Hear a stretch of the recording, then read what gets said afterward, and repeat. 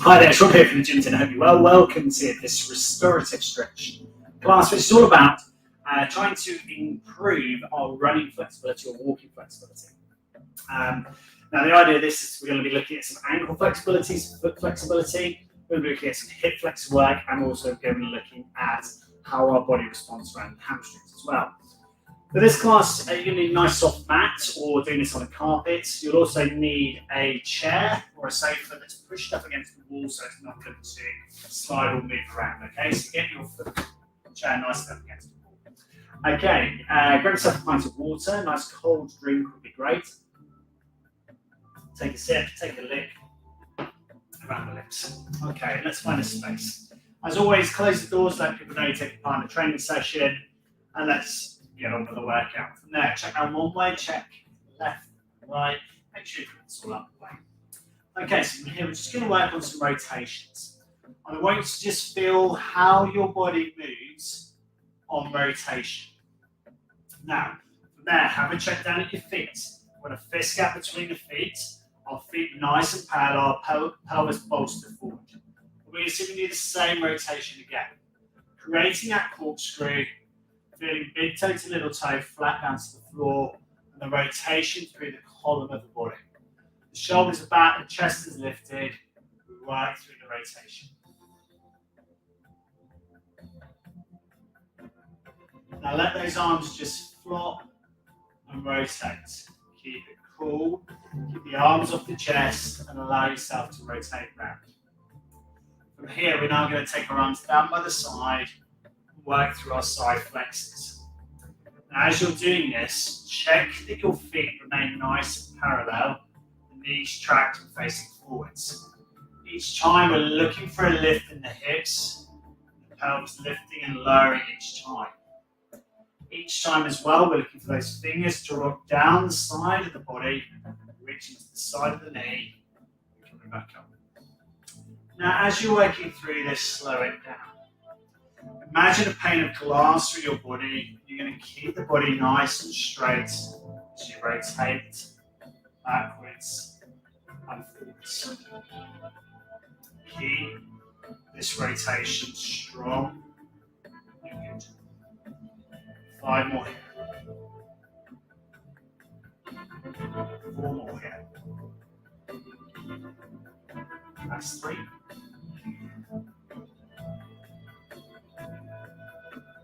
2, and then sitting there with your eyes closed for these last couple, you might find you get a bit dizzy. If that's the case, just open your eyes back up. Slow the pace down. From there, shake it out, hinge forward, reaching towards your toes, slowly come back up, and lift the arms up high. Drop back again, and hinge.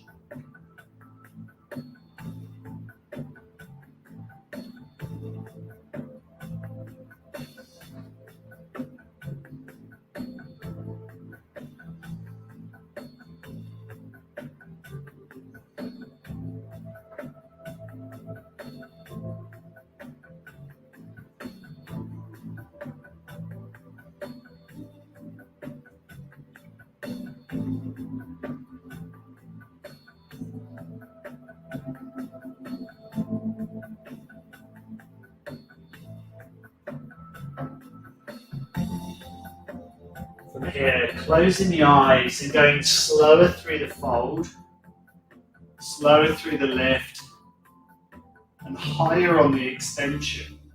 So again, chin down on chest, roll through the shoulders, hinge back on the pelvis, slowly lift back up through to standing, stretch and reach. Again, slow movements down. Slow extension, big stretch, reach up higher overhead. This time as you flex down so you can stretch the arms away from the body. Lifting straight back up, stretch, lift, high, reach. 1 more here. Again, check the feet position. Did they start to drift out? Or did you keep them where they are? From there, you're going to take your feet to the width of your mat. It's a standard yoga mat. You keep your toes facing in. You're going to hinge, place your hands on top of your thighs, drop yourself down through into what's called the ragdoll position. We're going to feel our toes to our heel flat down to the floor, and our big toe to little toe firmly squeeze to the ground as well. I want the whole surface area of the sole of your foot down to the ground and hold. Now, in terms of the legs, we want the knees to be straight. And you should feel a bit of a stretch. Now, depending on your flexibility, that could be in the back of the calves, could be in the back of the thighs, could be in the front of the thighs, could be in the glutes. Your chin on your chest, so you drop down just a little bit further.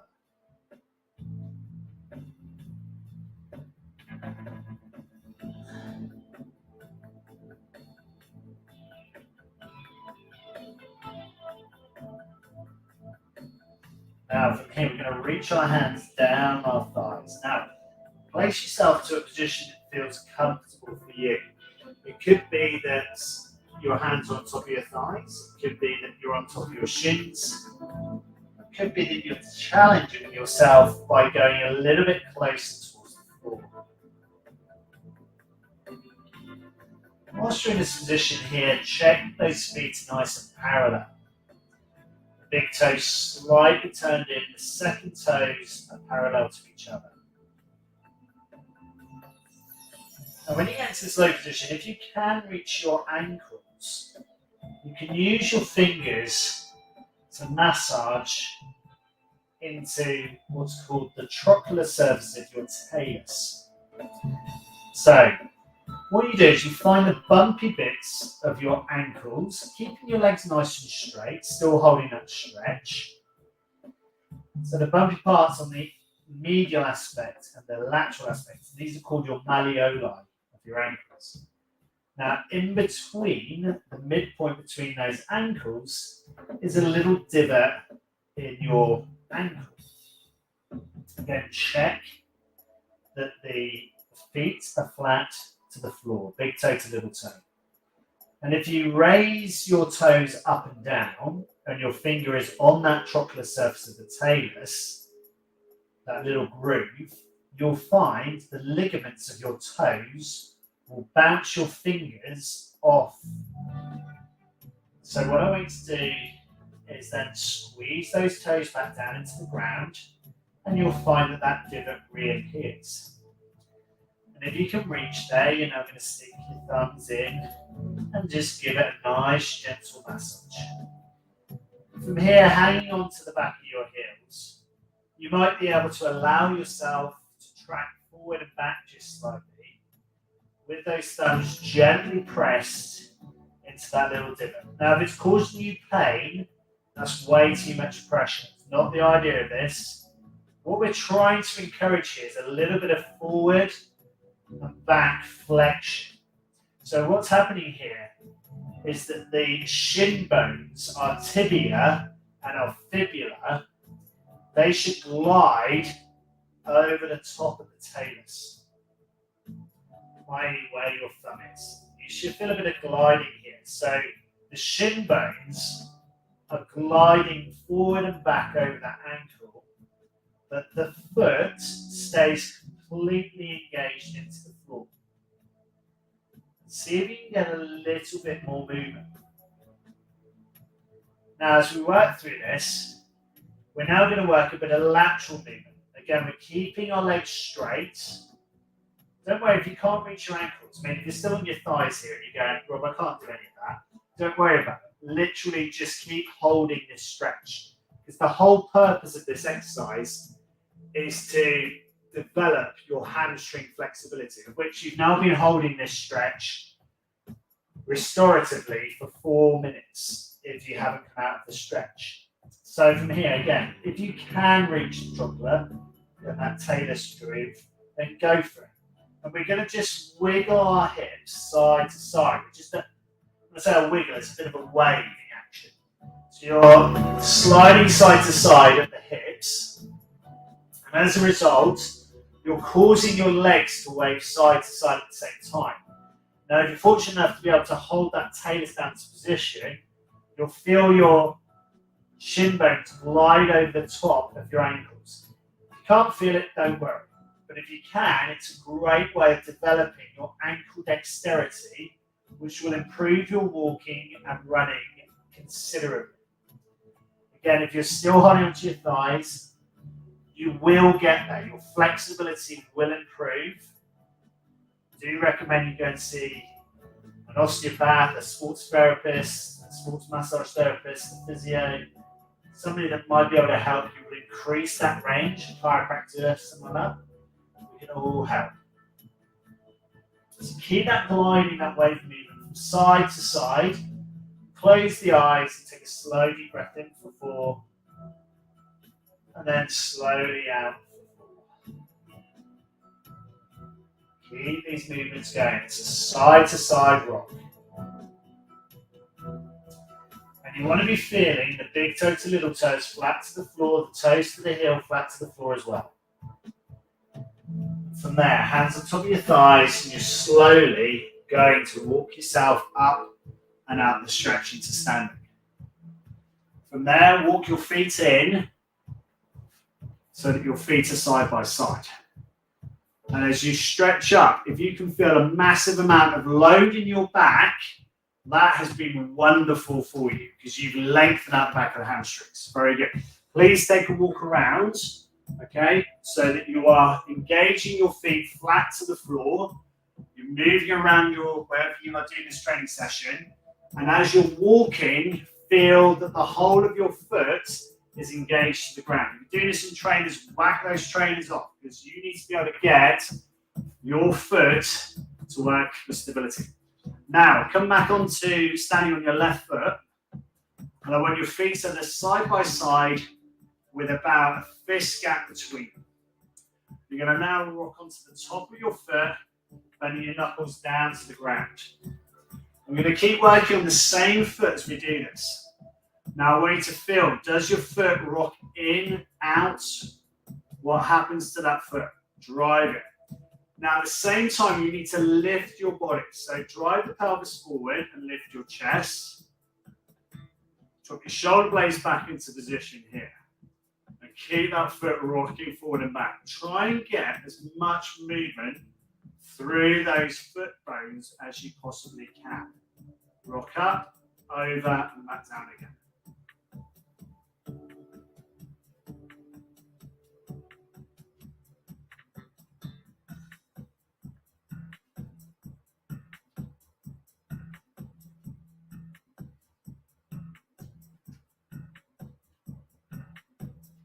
Three more here.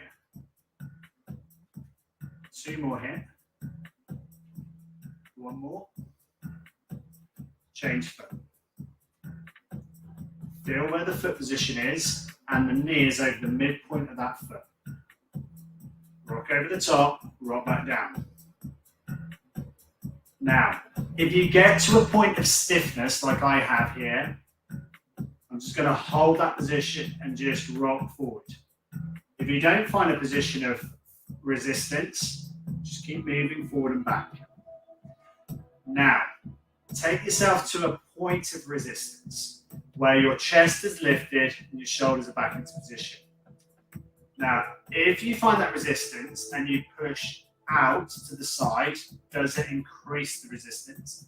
Or if you come medially, so you're coming into the midline of the body, does it increase it? What causes more resistance? Whichever direction it is, find it. So for me, it's going laterally out to the side. So I'm just going to push in my foot down towards my 4th and 5th toes. You might be completely opposite. And actually, you might find, as I am now, as I've worked through that stretch, and all I'm doing is literally moving that forward, backwards and forwards here into that stretch position. I can see how concave my foot is. I've got as much arch in that foot as possible. And what I'm trying to do is develop that arch in the foot to create more power, to create more torque when you're running. So, as you've been working through that, you might find that stretching through the front of that bridge of the foot, that I need to work a little bit more into the 3rd toe, maybe the 4th toe, maybe the 2nd toe, whichever way it's working. Feel what happens to you. If you can't feel it, just then rock back and over the top and keep working. And that's fine. Nothing wrong with it. It's your body. It's different from anybody else's. You're unique. And swap. Change feet again. And you might just find, for example, this right foot here, struggling to find tension in that one actually now. So rock forward and back. Really trying to collapse over the top of that knuckle. Get as much movement. A significant research suggests that the flexibility of your big toe denotes the flexibility of your knee and your hip inside the pelvis. So can you get that big toe to keep moving forward and back? Change legs again, check foot position, rock. And again, you might find that point, and I've found that point, so I'm just going to keep gently pushing through it. This isn't a lot of pressure in the foot. You know, I'm not sticking 14 stone through the ankle joint in a flex position here. Just simply moving forward and back into that position. Just gently encouraging it, whichever angle I think it needs to be done. Come back and release. Shake it out. Grab yourself a drink of water.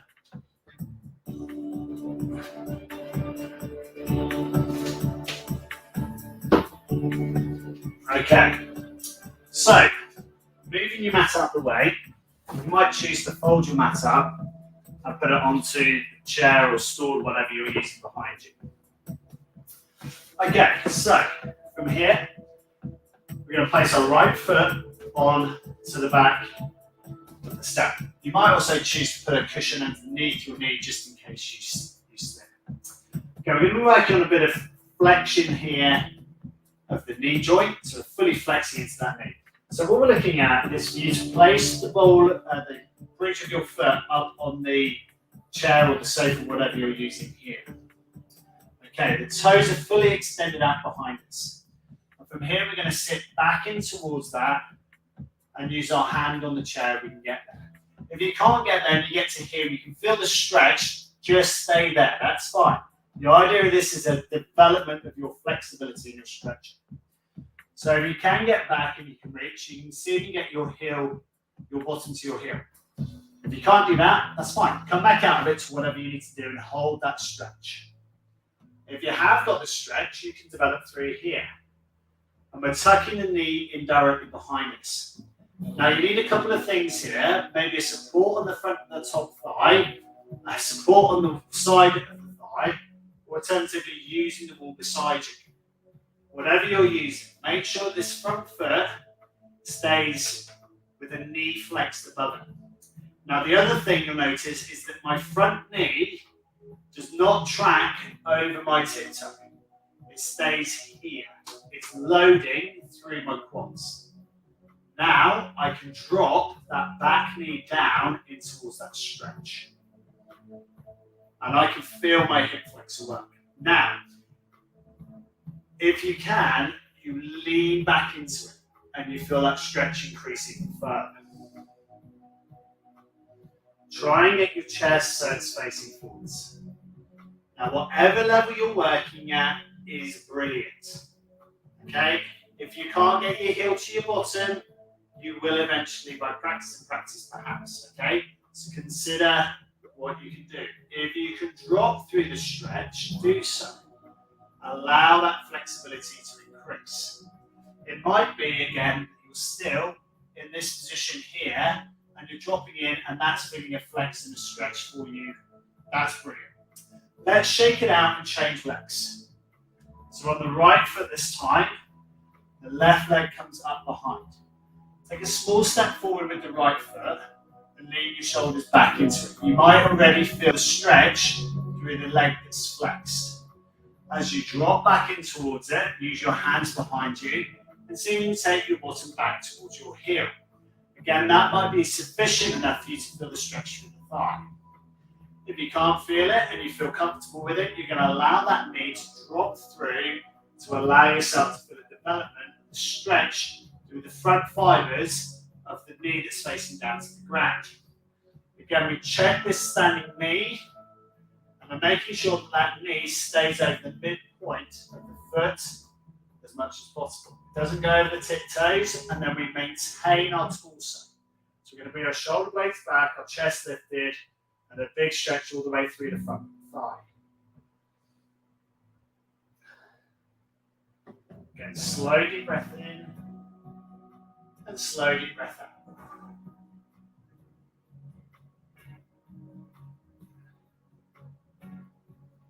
Try and keep your chest facing forwards onto this. You might be able to use both hands on the platform behind you, depending on your range and your flexibility. Again, feel the range that suits you. 3, 2, and 1. Slowly coming out of that stretch, taking yourself back through into standing, and take a walk around. Good stuff. Try and come up onto the ball of your feet, back down again. So taking it through some nice gentle calf raises, lifting your chest up high, lifting your chin, taking the crown of your head up towards the ceiling. And from there, release. Feet forwards, hinge from the hips. Let's stretch again.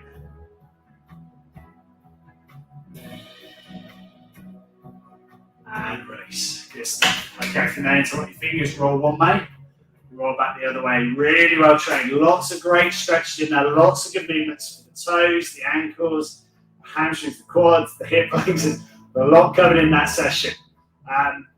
Brilliant stuff. If you did that live, hashtag live. If you did on replay, hashtag replay. It's always get in contact if I can help you. As always, I'm always very grateful for your joining me on my training sessions and on the journey. So if I can help you, please let me know. Well done. Great stuff. I'll see you next time for the next one. Cheers.